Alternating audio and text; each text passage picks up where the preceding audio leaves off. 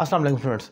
Our next tense is future continuous tense, and if I talk about its definition, so its definition is we can define it in this way, that it shows any action which will be continuous or which will be ongoing or progressive in your future. For example, wo so raha hoga, it means when I'm talking right now, it means that I have a belief that he will be sleeping, he will be doing the action of sleeping in future. The action of sleeping will be continuous in future.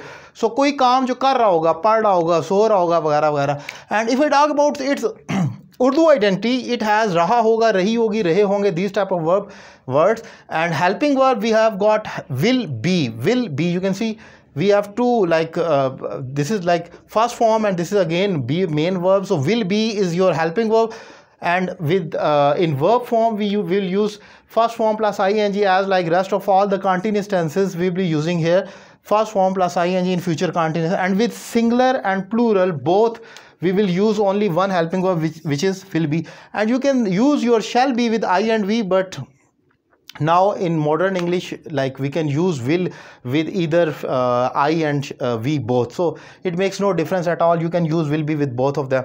For example, wo khana paka rahi hogi, so you can see the identity rahi hogi, it means that she will be cooking food in future. This is my belief, the action of cooking will be ongoing in future. So wo khana paka rahi hogi, once it is done, that this is your future continuous tense. She is your subject, will be is your helping verb, and then ing form of verb. She will be cooking food. And for making interrogative, I will bring will in start of the sentence. Will she be cooking food? Don't make this type of blunder that will be and you write both of these helping verb together, so it will become a blunder. So you have to put your subject in between will and be.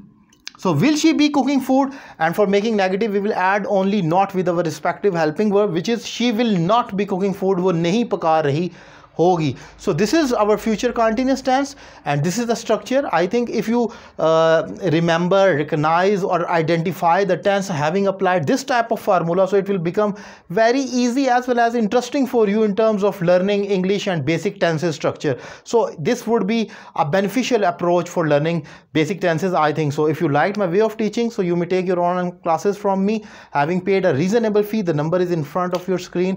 Just call me, pay your fee, select your class time, and take your classes on Skype or WhatsApp. Thank you very much.